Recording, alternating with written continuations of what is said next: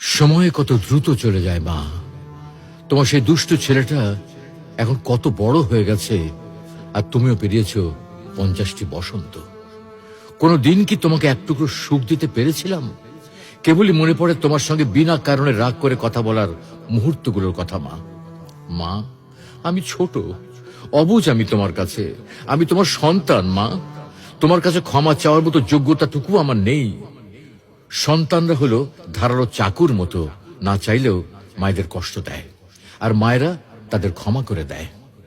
শুনেছি মা আর সন্তানের মাঝে অজানা একটা বাঁধন থাকে, যে বাঁধনের কারণে মা সন্তানের কথা কোনো মাধ্যম ছাড়াই শুনতে পায়।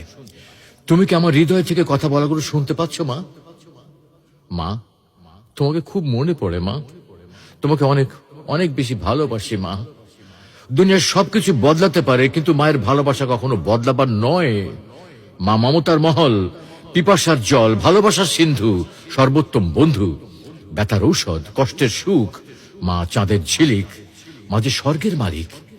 মৃত্যুর জন্য অনেক রাস্তা আছে, কিন্তু জন্ম নেওয়ার জন্য আছে শুধু মা। মা এমন একটা সম্পদ, যা হারিয়ে গেলে পৃথিবীর কোথাও আর খুঁজে পাওয়া যাবে না। ভালোবাসতে সবাই পারে, তবে মায়ের মতো কেউ ভালোবাসতে পারে না। আমার প্রথম স্পর্শ মা, প্রথম পাওয়া মা, প্রথম শব্দ মা, প্রথম দেখা মা। মা আমার জান্নাত, তুমি আমার জান্নাত মা।